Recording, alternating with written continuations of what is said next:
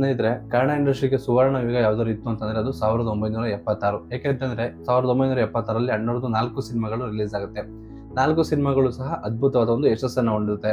ಪ್ರೇಮದ ಕಾಣಿಕೆ, ರಾಜ, ಬಹುದ್ದೂರ್ ಗಂಡು ಮತ್ತು ನಾನ್ ನಿನ್ನ ಮರೆಯಲಾರೆ. ಇಷ್ಟು ಸಿನಿಮಾಗಳು ಕೂಡ ಬ್ಲಾಕ್ ಬಸ್ಟರ್, ಅಂದ್ರೆ ಬ್ಯಾಕ್ ಟು ಬ್ಯಾಕ್ ಅಣ್ಣವ್ರದ್ದು ಇಷ್ಟು ಸಿನಿಮಾಗಳು ಬರುತ್ತೆ. ಅದರಲ್ಲಿ ಪ್ರಮುಖವಾದ ಯಾವುದು ಅಂತಂದ್ರೆ ನಾನ್ ನಿನ್ನ ಮರೆಯಲಾರೆ ಸಿನಿಮಾ. ಈ ಸಿನಿಮಾದಲ್ಲಿ ಬಾಲಕೃಷ್ಣ ಅವರು ಮತ್ತು ಲಕ್ಷ್ಮಿ ಅವರು ಮತ್ತು ಲೀಲಾವತಿ ಅವರು ಮತ್ತೆ ಅಣ್ಣವ್ರ ಜೊತೆಗೆ ಒಂದು ಪೈಪೋಟಿ ಕೊಡುವಂತ ಪಾತ್ರ ಲೀಲಾವತಿ ಅವರು ಮಾಡಿರೋದು. ಅಣ್ಣವ್ರಿಗೆ ಅತ್ತೆ ಪಾತ್ರ ಮಾಡಿದ್ದಾರೆ. ಲೀಲಾವತಿ ಅವರು ಇಷ್ಟು ದಿನ ಅಣ್ಣವ್ರಿಗೆ ತಾಯಿಯಾಗಿ ಅಥವಾ ನಾಯಕಿಯಾಗಿ ಹಲವಾರು ಸಿನಿಮಾಗಳಲ್ಲಿ ಅಭಿನಯ ಮಾಡಿದ್ರು. ಆದ್ರೆ ಈ ಸಿನಿಮಾದಲ್ಲಿ ಅತ್ತೆಯಾಗಿ ಮತ್ತೆ ಎದುರಾಳಿಯಾಗಿ ಅಭಿನಯ ಮಾಡಿದ್ದಾರೆ. ಲೀಲಾವತಿ ಅವರ ಅಭಿನಯ ಯಾವ ತರ ಇತ್ತು ಅಂದ್ರೆ ಥಿಯೇಟರ್ ಎಲ್ಲರೂ ಕೂಡ ಕ್ಲಾಸ್ ಮಾಡ್ತಿರಂತ ಲೀಲಾವತಿ ಅವರಿಗೆ. ಎಷ್ಟು ಅದ್ಭುತವಾಗಿ ವಿಲನ್ ಕ್ಯಾರೆಕ್ಟರ್ ಮಾಡಿದ್ದಾರೆ ಇವರು, ಎಲ್ಲ ಪಾತ್ರಕ್ಕೂ ಅಡ್ಜಸ್ಟ್ ಆಗ್ತಾರೆ ಇವರು ಅಂತ ಅನ್ಬಿಟ್ಟು. ಯಾಕಂತಂದ್ರೆ ಇನ್ನೊಂದು, ಈ ಸಿನಿಮಾದಲ್ಲಿ ಅಣ್ಣವ್ರಿಗೂ ಲೀಲಾವತಿಗೂ ಏಜ್ ಡಿಫ್ರೆನ್ಸ್ ಜಾಸ್ತಿ ಇದೆ. ಯಾಕಂದ್ರೆ ಅಣ್ಣವ್ರ ಸಿನಿಮಾಗಳಲ್ಲೆಲ್ಲ ಲೀಲಾವತಿ ಅವರು ತುಂಬಾ ಚಿಕ್ಕವರು ಹೀರೋಯಿನ್ ಆಗಿ ಮಾಡ್ತಿದ್ರು. ಕಾಲಕ್ರಮೇಣ ಅವ್ರ ತಾಯಿಯಾಗೂ ಮಾಡಕ್ ಸ್ಟಾರ್ಟ್ ಮಾಡಿದ್ರು. ಅಂದ್ರೆ ಉಮಾಶ್ರೀ ಅವ್ರು ಯಾವ ತರ ಇದ್ರು ಆಗಿನ ಕಾಲದಲ್ಲಿ ಲೀಲಾವತಿ ಅವ್ರು ಅದೇ ತರ ಇದ್ರು ಅಂತಾನೆ ಹೇಳ್ಬೋದು. ಅಣ್ಣವ್ರ ಅತ್ತೆ ಕ್ಯಾರೆಕ್ಟರ್ ಈ ಸಿನಿಮಾದಲ್ಲಿ ಮಾಡಿರೋದು. ಈ ಸಿನಿಮಾದಲ್ಲಿ ಲೀಲಾವತಿ ಅವರ ಅದ್ಭುತ ಅಭಿನಯ ಯಾವ ತರ ಇತ್ತು ಅಂತಂದ್ರೆ, ಲೀಲಾವತಿ ಅವರು ಈ ಸಿನಿಮಾದಲ್ಲಿ ಒಂದು ರಿಚ್ ಲೇಡಿ, ಅಂದ್ರೆ ಒಂದು ತುಂಬಾ ಹಣವಂತೆ ಮತ್ತು ಆಸ್ತಿವಂತೆ ಇರುವಂತ ಒಂದು ಅದ್ಭುತವಾದ ಪಾತ್ರ ಮಾಡಿದ್ದಾರೆ. ಈ ಸಿನಿಮಾದಲ್ಲಿ ಅದೇ ಒಂದು ಅದ್ಭುತ ಸಂದೇಶ. ಲೀಲಾವತಿ ಅವರು ಯಾವುದೇ ಕಾರಣಕ್ಕೂ ಏನ್ ಹೇಳ್ತಾರೆ, ಒಂದು ಬಡವರಿಗೆ ಅಥವಾ ಬೇರೆ ಕಮ್ಮಿ ಆಸ್ತಿ ಇರೋರಿಗೆ ತನ್ನ ಮಗಳನ್ನ ಕೊಡಲ್ಲ ಅಂತ ಅನ್ಕೊಂಡಿರ್ತಾರೆ.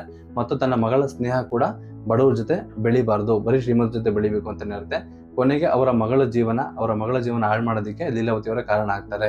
ಯಾವತ್ತೂ ಅಷ್ಟೇ ಹಣ ಆಸ್ತಿ ಅನ್ನೋದನ್ನ ನೋಡ್ದೇನೆ ನಾವು ಜೀವನ ಮಾಡಿದ್ರೆ ಜೀವನ ತುಂಬಾ ಚೆನ್ನಾಗಿರೋದು ಅಂತ ಈ ಸಿನಿಮಾದ ಒಂದು ಮುಖ್ಯ ಸಂದೇಶ. ಮತ್ತು ಈ ಸಿನಿಮಾ ತಮಿಳಿನಲ್ಲಿ ಮತ್ತು ಹಿಂದಿಯಲ್ಲಿ ಕೂಡ ರಿಮೇಕ್ ಆಗುತ್ತೆ. ತಮಿಳಿನಲ್ಲಿ ರಜನಿಕಾಂತ್ ಅವ್ರು ಮಾಡ್ತಾರೆ.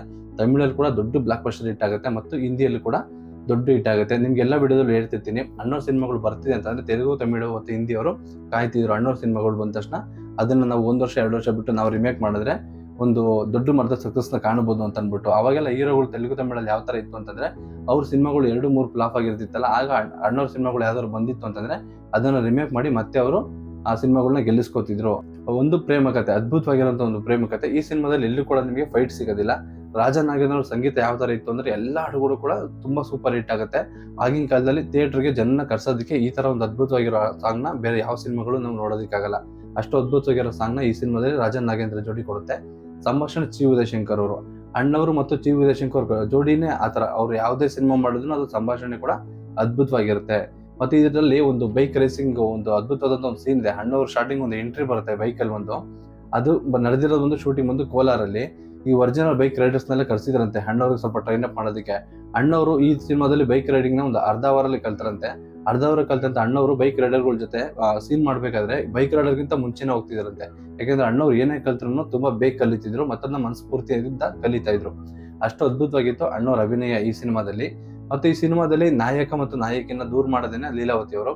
ಮೊದಲು ಒಪ್ಕೊಂಡಿರೋ ತರ ನಾಟಕ ಆಡಿ ನಂತರ ದೂರ ಮಾಡ್ತಾರೆ, ಮತ್ತು ನಾಯಕಿಗೆ ಬೇರೆ ಮದುವೆ ಆಗುತ್ತೆ, ನಾಯಕನಿಗೆ ಬೇರೆ ಮದುವೆ ಆಗುತ್ತೆ ಅಂತ ಅನ್ಕೊಂಡಿರ್ತಾರೆ. ಆದ್ರೆ ಅದು ಸುಳ್ಳಾಗಿರುತ್ತೆ.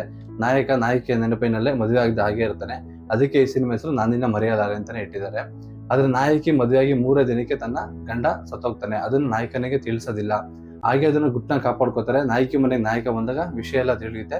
ಕೊನೆಗೆ ಇವರಿಬ್ರು ಒಂದಾಗ್ತಾರ. ಏನಾಗುತ್ತೆ ಅಂದ್ರೆ ಈ ಸಿನಿಮಾದ ಸ್ಟೋರಿ ಮತ್ತು ಕ್ಲೈಮ್ಯಾಕ್ಸ್ ಕೂಡ. ಕ್ಲೈಮ್ಯಾಕ್ಸ್ ಅಲ್ಲಿ ಒಂದು ಸೀನ್ ಇದೆ, ಬೆಟ್ಟದ ಮೇಲೆಲ್ಲ ಒಂದು ಬೈಕ್ ಓಡಿಸೋದಕ್ಕೆ.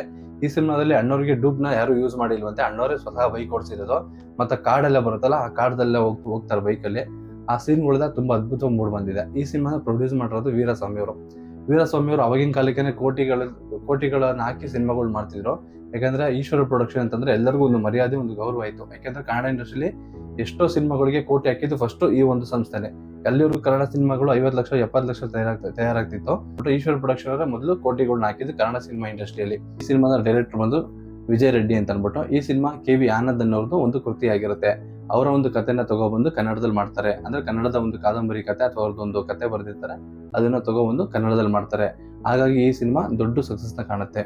ಮತ್ತು ಈ ಸಿನಿಮಾದಲ್ಲಿ ಇನ್ನೊಂದು ಘಟನೆ ಏನು ನಡೀತು ಅಂತಂದ್ರೆ, ಕೆಂಗೇರಿಯಲ್ಲಿ ಈ ಸಿನಿಮಾ ಶೂಟಿಂಗ್ ನಡೀತಿರುತ್ತೆ. ಆಗ ಒಂದಷ್ಟು ಜನ ಅಣ್ಣವ್ರನ್ನ ನೋಡೋದಕ್ಕಿಂತ ತುಂಬಿರ್ತಾರೆ. ಬಟ್ ಯಾರಿಗೂ ಕೂಡ ಅಣ್ಣವ್ರ ಆಟೋಗ್ರಾಫ್ ಸಿಗೋದಿಲ್ಲ. ಆಗ ಅಣ್ಣವ್ರು ಏನ್ ಮಾಡ್ತಾರೆ, ಕಾರ್ ಹತ್ಕೊಂಡು ಹೋಗ್ಬೇಕಾದ್ರೆ ಒಬ್ಬ ಹುಡುಗ ಏನ್ ಮಾಡ್ತಾನೆ, ಹಿಂದೆಗಡೆ ಓಡ್ ಬರ್ತಿರ್ತಾನಂತೆ. ಅವ್ರು ಬಂದಾಗ ಆ ಅಣ್ಣವ್ರಿಗೆ ಗಾಡಿ ನಿಲ್ಸ್ಬಿಟ್ಟು ಹುಡುಗನ ಕರ್ಸಿ, ಏನ್ ಪಾಪ ಈತು ಓಡ್ ಬರ್ತಿದ್ಯಾ, ಬಿದ್ರೆ ಏನಾಗುತ್ತೆ ಅಂತ ಅಂದ್ಬಿಟ್ಟು ಅವ್ನಿಗೆ ಅಣ್ಣವರೇ ಕೂಡ ಒಂದು ಆಟೋಗ್ರಾಫ್ ನ ಹಾಕಿ ಕೂಡ ಕಳ್ಸಿರ್ತಾರಂತೆ. ಈ ಆಟೋಗ್ರಾಫ್ ನ ತಗೊಂಡಂತ ಹುಡುಗನ ವಯಸ್ಸು 6 ವರ್ಷ. ಅಣ್ಣವ್ರ ಫ್ಯಾನ್ ಬೇಸ್ ಇದ್ದಿದ್ದೆ ಆತರ. 6 ವರ್ಷದಿಂದ 60 ವರ್ಷದವರೆಗೂ ಕೂಡ ಅಣ್ಣವ್ರಿಗೆ ಎಲ್ಲಾ ತರ ಅಭಿಮಾನಿಗಳು ಇದ್ರು. ಈಗಲೂ ಕೂಡ ಅಣ್ಣವ್ರ ಅಭಿಮಾನಿಗಳು ತುಂಬಾ ದೊಡ್ಡ ಮಟ್ಟದಲ್ಲಿದ್ದಾರೆ. ಈಗಲೂ ಕೂಡ ಅಣ್ಣವ್ರ ಸಿನಿಮಾಗಳು ರಿಲೀಸ್ ಆದ್ರೆ ಥಿಯೇಟರ್ ಹೌಸ್ಫುಲ್ ಆಗುತ್ತೆ. ಮತ್ತೆ ಇನ್ನೊಂದು ವಿಷಯ ಏನು ಅಂತಂದ್ರೆ, ಅಣ್ಣವರು ಒಂದು ಕಾನ್ಸೆಪ್ಟ್ ಇಟ್ಕೊಂಡಿದ್ರಂತೆ, ಯಾವುದೇ ಕಾರಣಕ್ಕೂ ನಾನು ಒಂದು ಜಾತಿದು ಅಥವಾ ಒಂದು ಧರ್ಮದ ಫಂಕ್ಷನ್ಗಳಿಗೆ ಯಾವುದೇ ಕಾರಣಕ್ಕೂ ನಾನು ಹೋಗ್ಬಾರ್ದು ಅಂತ ಅಂದ್ಬಿಟ್ಟು. ಈಗಿನ ಕೆಲವೊಂದು ಹೀರೋಗಳು ಯಾವ್ದಾದ್ರು ಒಂದು ಜಾತಿ ಫಂಕ್ಷನ್ ಇತ್ತು ಅಂತಂದ್ರೆ ಒಂದು ವೇದಿಕೆ ಹಂಚ್ಕೋತಾರೆ. ಅಣ್ಣವ್ರು ಯಾವ್ದಾದ್ರು ಒಂದು ಜಾತಿ ಬಗ್ಗೆ ಮಾತಾಡಬೇಕು, ಒಂದು ಫಂಕ್ಷನ್ ಮಾಡಬೇಕು ಅಂತಂದ್ರೆ ಅವ್ರು ಯಾವುದೇ ಕಾರಣಕ್ಕೂ ಆ ಥರ ಒಂದು ಫಂಕ್ಷನ್ಗೆ ಕೂಡ ಹೋಗ್ತಿರ್ಲಿಲ್ವಂತೆ. ಎಷ್ಟೋ ಸರಿ ಅಣ್ಣವ್ರಿಗೆ ಈಡಿಗ ಸಮುದಾಯದವರೇ ಬಂದು ನಮ್ಗೆ ಒಂದು ಪ್ರೋಗ್ರಾಮ್ ಮಾಡ್ಕೊಡಿ ಅಂತ ಹೇಳಿದ್ರಂತೆ. ಅಣ್ಣವರು ಅಲ್ಲಿ ಜಾತಿ ಇದೆ ಅಂತಂದ್ರೆ ನಾನು ಬರೋದಿಲ್ಲ, ಯಾಕೆಂದ್ರೆ ನಾನು ಯಾವುದೋ ಒಂದು ಜಾತಿಗೆ ಸೀಮಿತ ಆದವನಲ್ಲ ಅಂತ ಹೇಳ್ತಿರಂತೆ. ಅದು ಅಣ್ಣವ್ರ ದೊಡ್ಡ ಗುಣ. ಮತ್ತೆ ಈ ಸಿನಿಮಾ ಎಷ್ಟು ದೊಡ್ಡ ಮಟ್ಟದ ಸಕ್ಸಸ್ ಕಾಣ್ತು ಅಂತಂದ್ರೆ ಈ ಸಿನಿಮಾ 175 ದಿನಗಳ ಕಾಲ ಭರ್ಜರಿ ಪ್ರದರ್ಶನ ಕಾಣುತ್ತೆ ಬೆಂಗಳೂರಲ್ಲಿ. ಈ ಸಿನಿಮಾ 13 ಕೇಂದ್ರದ ರಿಲೀಸ್ ಆಗುತ್ತೆ. 13 ಕೇಂದ್ರದಲ್ಲೂ ಕೂಡ 100 ದಿನ ಕಂಪ್ಲೀಟ್ ಮಾಡುತ್ತೆ. ಹುಬ್ಳಿ ಧಾರವಾಡಲ್ಲಿ ಈ ಸಿನಿಮಾ 25 ವಾರ ಕಂಪ್ಲೀಟ್ ಮಾಡುತ್ತೆ. ಅಣ್ಣವ್ರಿಗೆ ಅತಿ ಹೆಚ್ಚು ಅಭಿಮಾನಿಗಳನ್ನ ಹೊಂದಿರುವಂತ ಊರು ಯಾವುದು ಅಂತಂದ್ರೆ ಹುಬ್ಳಿ ಮತ್ತು ಹೊಸಪೇಟೆಯಲ್ಲಿ ಈಗಲೂ ಕೂಡ ಅಪ್ಪು ಸರ್ಗೆ ತುಂಬಾ ಜನ ಜಾಸ್ತಿ ಅಭಿಮಾನಿಗಳಿದ್ದಾರೆ. ಆದ್ರೆ ಹುಬ್ಬಳ್ಳಿಯಲ್ಲಿ ಅಣ್ಣವ್ರನ್ನ ಮೀರಿಸುವಂತ ಅಭಿಮಾನಿಗಳ ಬಳಗನ ಇದುವರೆಗೂ ಕೂಡ ಯಾರು ಹೊಂದಿಲ್ಲ. ಅಷ್ಟು ದೊಡ್ಡ ಮಟ್ಟದಲ್ಲಿ ಈ ಸಿನಿಮಾ ಸಕ್ಸಸ್ ಆಗುತ್ತೆ. ಹಾಕಿದ ದುಡ್ಡಿಗಿಂತ 5 ಪಟ್ಟು ಈ ಸಿನಿಮಾ ದುಡಿಯುತ್ತೆ ಅಂತ ಹೇಳ್ತಾ ಈ ವಿಡಿಯೋನಲ್ಲೇ ಮುಗಿಸ್ತಿದ್ದೀನಿ. ಎಲ್ರಿಗೂ ಧನ್ಯವಾದಗಳು. ನನ್ನ ಅನ್ನಪೂರ್ಣ ದೇವಿನ ಏಕವಚನದಲ್ಲಿ ಮಾತಾಡ್ತೇನೋ? ಕೇವಲ ಎಕ್ಕಶ್ಚಿತ್ ಟ್ರೈಲರ್ ನಿನಗೆಷ್ಟು ಕೊಬ್ಬ?